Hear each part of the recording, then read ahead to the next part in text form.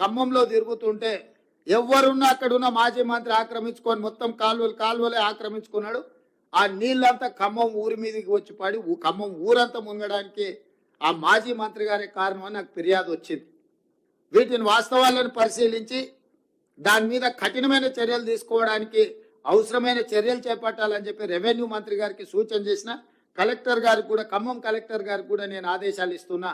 దాని related issues ఏమున్నా అవి హైకోర్టులో ఉన్నాయా, లోయర్ కోర్టులో ఉన్నాయా, ఇతర శాఖల దగ్గర ఏమైనా మేనేజ్మెంట్ జరిగిందా, ఆ కబ్జాలకు సహకరించిన అధికారుల మీద చర్యలు తీసుకోవడానికి అవసరమైన చర్యలు తీసుకోవాలి. ప్రభుత్వం నుంచి అనుమతి తీసుకోవాలి. కోర్టులలో ఏమైనా కేసులు పెండింగ్ ఉంటే వాటి మీద కూడా స్పష్టమైన నిర్ణయం తీసుకోవాలి. ఎందుకంటే ఇంకా ఉపేక్షిస్తే ఇంకా అది మనల్ని కబలిస్తుంది. ఇవాళ జరుగుతున్న పరిణామాలు, పేదోళ్ళ ప్రాణాలు, ఆస్తుల నష్టం పోయిన తర్వాత కూడా ఇంకా ప్రభుత్వం మీనమేషాలు లెక్క పెట్టుకుంటూ కూర్చుంటే ఇది మంచిది కాదు. కాబట్టి నేను స్పష్టంగా మీడియా మిత్రుల ద్వారా తెలంగాణ రాష్ట్రంలో ఉండే అందరు అధికారులకు నేను ఆదేశాలు ఇస్తున్నా. ముఖ్యంగా చెరువులను ఆక్రమించుకున్న ఎంతటి వారున్నా తొలగించాల్సిందే. దీనికి మొదట నివేదికలు తయారు చేయండి. హడావిడి చేయడం వల్ల ప్రయోజనం లేదు. పకడ్బందీగా నివేదికలు తయారు చేసి ఆక్రమణలు గుర్తించి అవసరమైతే కోర్టు నుంచి అనుమతి తీసుకుందాం. ఈ ఆక్రమణలు తొలగించడానికి విధి విధానాలు పాటించుకుంటూనే పక్కాగా చర్యలు తీసుకుందాము. ప్రభుత్వం ఇది ఒక ప్రత్యేక కార్యాచరణ కింద తీసుకుంటుంది. ఈ ప్రభుత్వం ప్రాధాన్యతతో కూడుకున్న పనులలో చెరువుల యొక్క ఆక్రమణలను, నాలాల ఆక్రమణలను తొలగించేది చాలా అత్యంత ప్రాధాన్యతతో కూడిన కార్యక్రమంగా తీసుకుంటాం. మేము రకరకాలుగా స్పందిస్తున్నారు నాయకులు.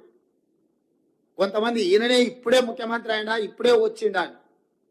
అవును ఆయన, నేను ఇప్పుడే ముఖ్యమంత్రి అయినా, ఇప్పుడే అధికారం వచ్చింది, అధికారం పేద ప్రజలకు ఉపయోగిస్తున్నాను. నేను ఇన్నాళ్ళు మీ చేతుల అధికారం ఉండి మీరు ఆ ప్రభుత్వంలో మీరు మంత్రిగా పనిచేసారు.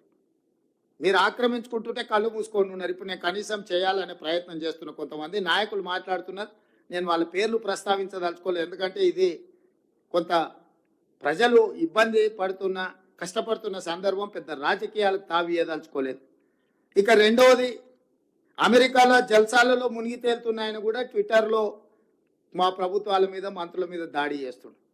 నిజంగానే నీకు కన్సర్న్ ఉంటే 4 రోజుల నుంచి ప్రతిపక్ష నాయకుడు ఒక పలుకు కూడా పలకలే, బయట కూడా కనిపిస్తలేడు. ఆయన ఎక్కడున్నాడో తెలియదు. ఆయన పుత్రుడు అమెరికాలో జల్సాలు చేసుకుంటూ ఆయన ప్రభుత్వం మీద బురద జల్లే ప్రయత్నం చేస్తుండు. 4 రోజుల తర్వాత మేము ప్రశ్నిస్తే ఇవాళ ఒక ఆయన బయలుదేరాడు, సూర్యాపేట పోయిందంట, ఆ నుంచి ఖమ్మం పోయిందంట. 100 ఎలుకలు తిరిగిన పిల్లి తీర్థయాత్రలు పోయిందంట, ఇంక ఇట్లాంటి తప్పులు చేయనని.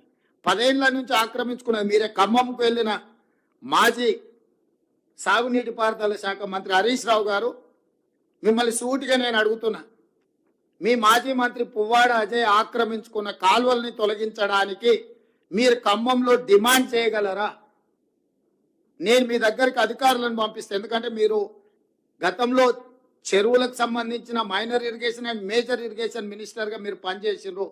రాష్ట్రం పట్ల పూర్తిగా సంపూర్ణమైన అవగాహన ఉందని మీరు పదే పదే మాట్లాడుతుంటారు హరీష్ రావు గారు.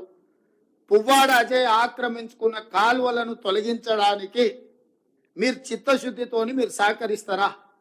ఈ ఒక్క ప్రశ్నకు సమాధానం చెప్పిన తర్వాత ఇక ప్రభుత్వం ఈ వర్షంలో బాధ్యతాయుతంగా వ్యవహరించిందా, వ్యవహరించలేదా ప్రజలు తెలుస్తారు. మేము బాధ్యతాయుతంగా వ్యవహరించకపోతే ప్రజల దగ్గరికి మేము వెళ్ళగలిగే వాళ్ళం కాదు. ప్రతి క్షణం మా మంత్రులు కార్యాచరణ స్థానికంగా ఉన్నారు. స్టేట్ అంతా సమన్వయం చేసుకొని అధికారులకు ఆదేశాలు ఇచ్చి ఒక స్పష్టమైన నిర్దిష్టమైన కార్యాచరణతో నేను బయలుదేరి 2 రోజుల నుంచి ప్రజలలో తిరుగుతున్నా. ఇది మా ప్రభుత్వం యొక్క చిత్తశుద్ధి.